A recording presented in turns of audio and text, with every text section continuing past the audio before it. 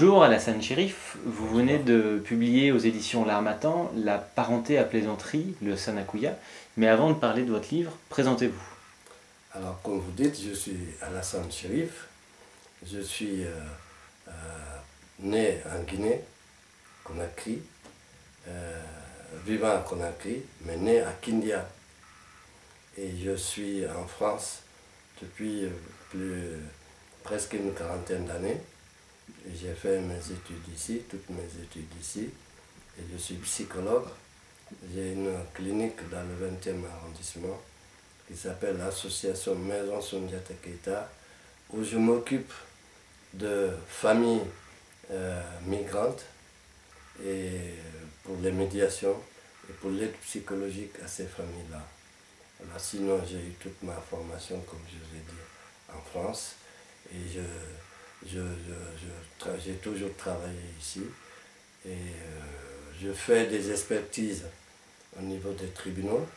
Je donne aussi quelques cours, comment on appelle ça, à la faculté de médecine, ici en France. Puis sinon, je fais beaucoup de conférences. Parfois, j'ai écrit certains livres. À part ça, j'ai aussi des enfants qui sont très, très, très bien, qui me donnent satisfaction. Voilà. Parfait. Parlez-nous un peu de votre livre. Qu'est-ce qu'une Sanakuya? Alors, il faut que je vous dise le contexte. Vous savez très bien que quand on écrit un livre, on a toujours une motivation, quelque chose qui vous pousse à l'écriture. Une révolte, envie de dire quelque chose. Et moi, ça a été vraiment un agacement. Je rentre en Guinée, là, il y a juste 6 mois, je trouve un gros problème préfabriqué, je ne sais pas par qui, je suppose par des politiciens, pour pouvoir installer un peu leur électorat. Je trouve une division, une déchirure énorme, ethnique et sociale, entre deux ethnies qui n'étaient pas du tout appelées à se détester. Et moi, ça m'a révolté. Je me suis dit, qu'est-ce qu'il faut faire pour arrêter cela? Je me suis rappelé qu'il y a dans notre terreau culturel une valeur qui s'appelle le Sanakuya, la parenté à plaisanterie, qui peut faire que les individus arrivent à se parler, avoir un dialogue, et ça crée une cohésion du coup sociale. Aussi, ça engendre aussi la paix, une paix durable dans la vie. Alors, en quoi cette parenté à plaisanterie consiste? Je savais que vous allez me poser la question. C'est-à-dire quand je rentre dans une salle où j'ai des parents à plaisanterie à moi, je m'explique, c'est-à-dire ce sont d'autres patronymes qui doivent forcément, avec les règles sociales, se balancer des blagues, mais des blagues crues. Et on n'a pas le droit de se fâcher de cela. Je vous donne un exemple. Un shérif rentre dans une salle où il y a des condés. Il dit, j'espère qu'il n'y a pas de condé dans cette salle-là, sinon je l'attache et alors je le tape dessus et il va voir ça. D'abord qu'il sorte. Et là, il me dit, allez, Foulkan, toi, shérif, ainsi de suite, voilà. Les shérifs, ils ne sont pas bons beaucoup, ils ne sont pas des hommes. Et du coup, dans la salle, chacun attaque son parent en plaisanterie. Le Diallo Peul dit à Mba, il dit, c'est comme là, j'espère à côté de moi, il n'y a pas Mba. Et du coup, l'atmosphère se descend, se détend. Tout le monde commence à rire. C'est le rire que ça engendre. Et ça apaise toutes les tensions, toutes les velléités de tension. Et ça, j'ai pensé à cela.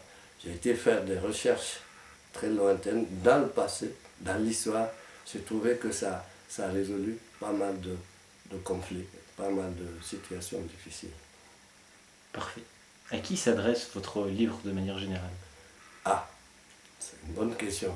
En général, à tout le monde, à toute la Guinée. D'ailleurs, je pense que les gens, certains non-guinéens qui liront ce livre me diront, et il a fait un livre, Guinéo-Guinéen, il n'a pas pensé aux autres. Effectivement, je voulais circonscrire la problématique à l'intérieur de la Guinée, et pour ne pas trop me disperser, voir exactement quelles sont toutes les données, tous les atouts que nous avons. C'est pour ça que ça s'appelle un atout pour le dialogue et la cohésion sociale, sous la main, pour pouvoir régler nos problèmes, nos conflits. Alors, il s'adresse pour cela à tous les, comment on appelle ça, tous les acteurs politiques qui ont engendré ce phénomène de division.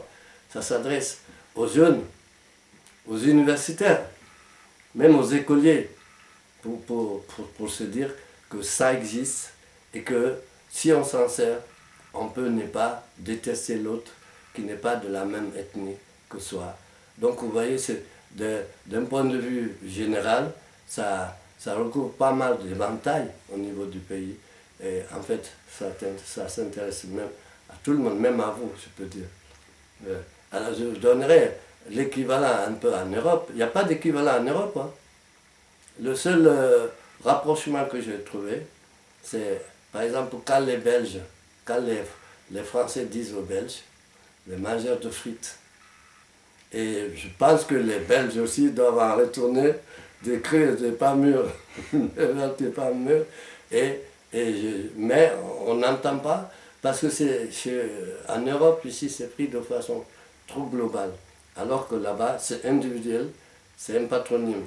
C'est entre deux personnes ou entre deux groupes de familles que ça s'adresse.